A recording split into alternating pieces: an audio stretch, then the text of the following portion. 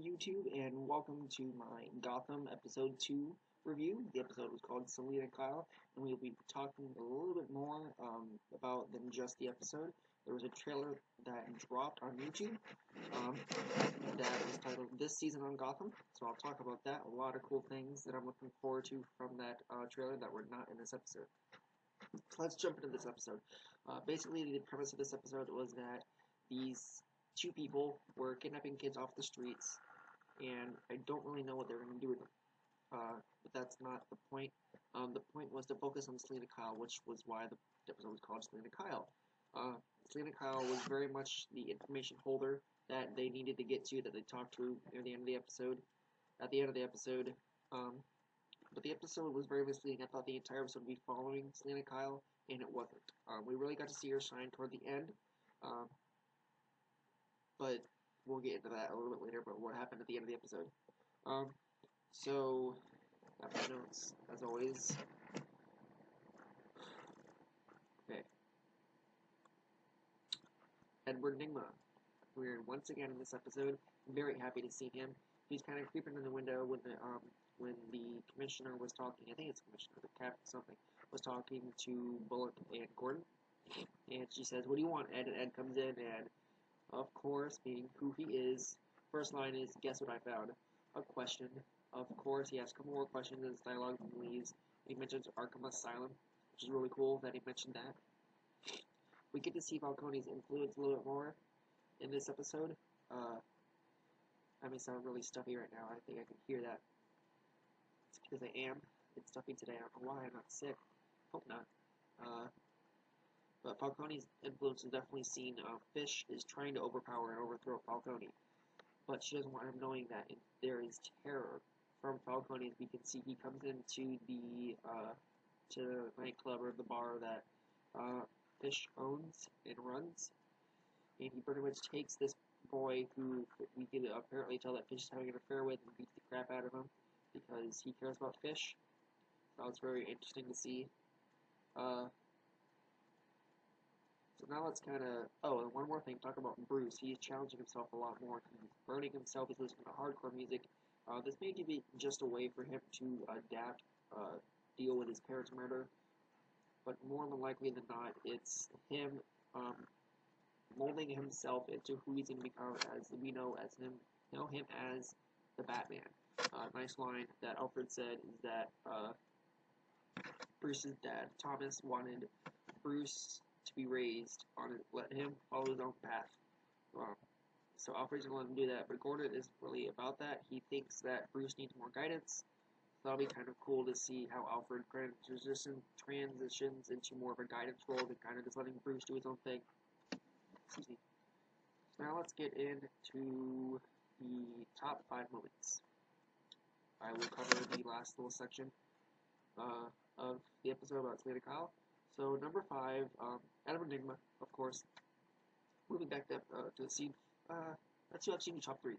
Number 3 is Edward Nygma's appearance and his reference to Arkham Asylum, which is really cool. He's very much asking questions and references to Arkham Asylum, which I'll get into a little bit later. And number 2, Penguin. He is on the road and gets picked up by these hitchhikers. Some guy says he walks like a penguin and ends up slitting this kid's throat and killing him.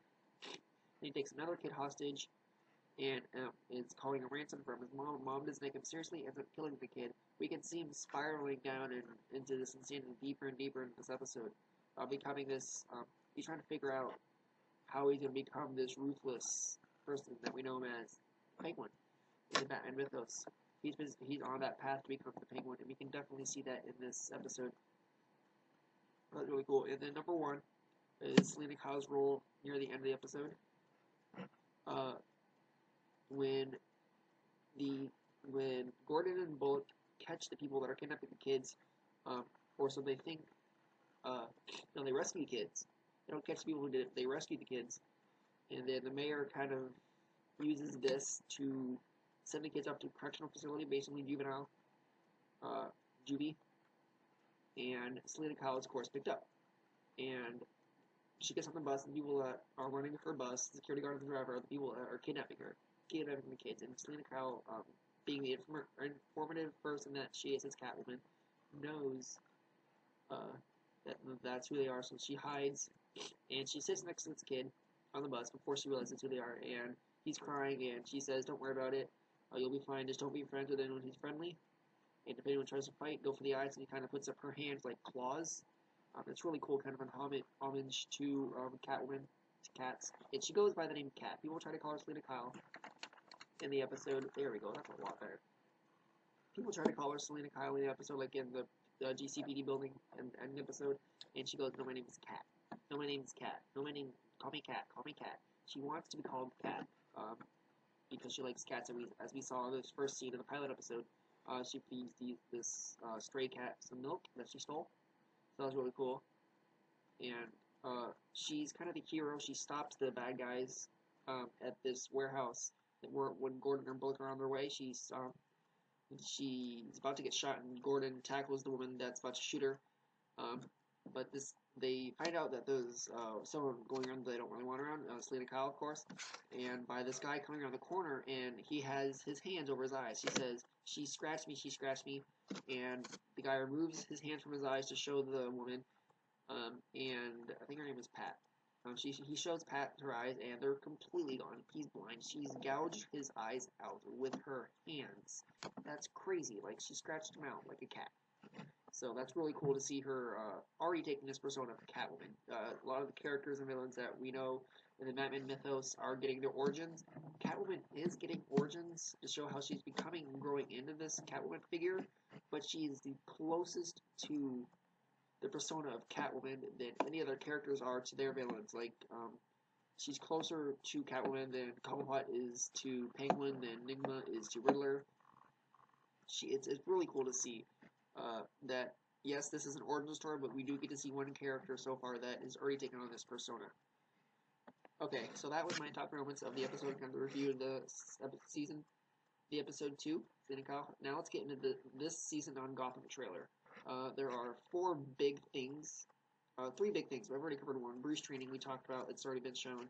But he's been pushing himself and training himself more physically in the future in this season. I think this season has been picked up for 16 episodes so far. I'm not 100% sure that might be The Flash. I'm not 100% sure about that.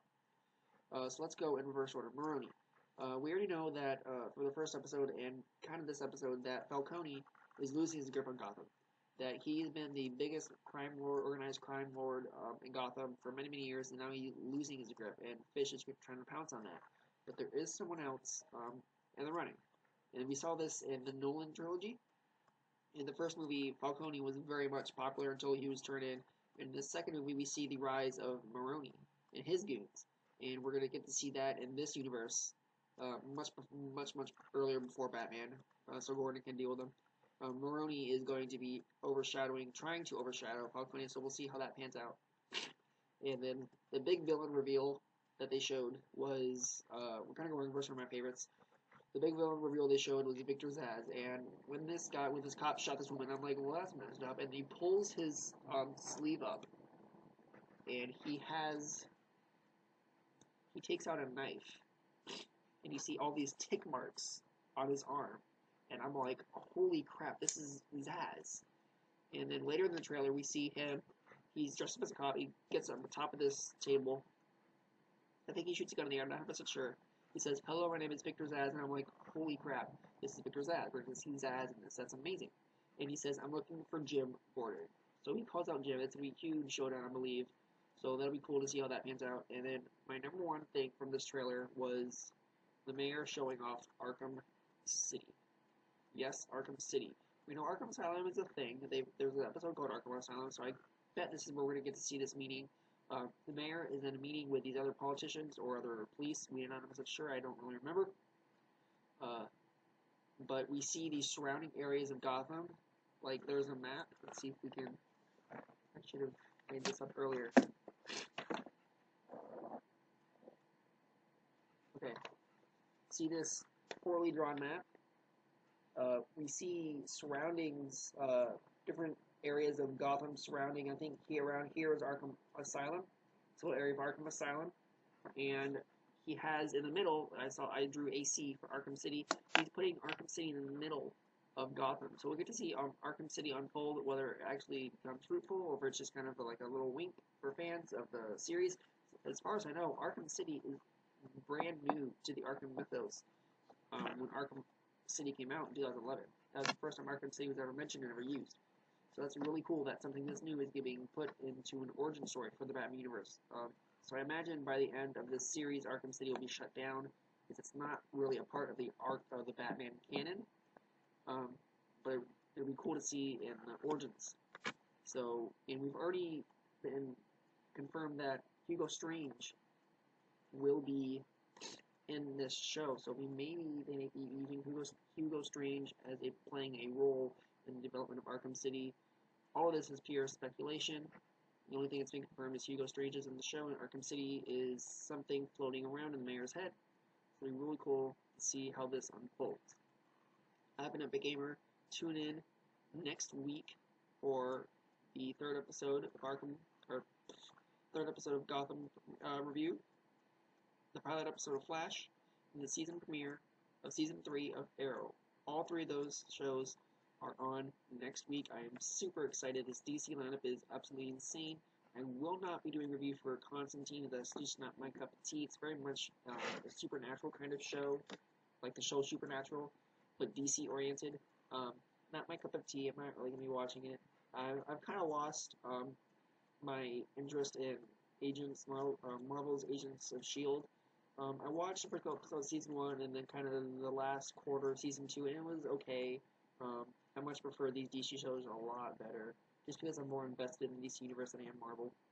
I've seen all the Marvel movies, yes. I just prefer the DC universe.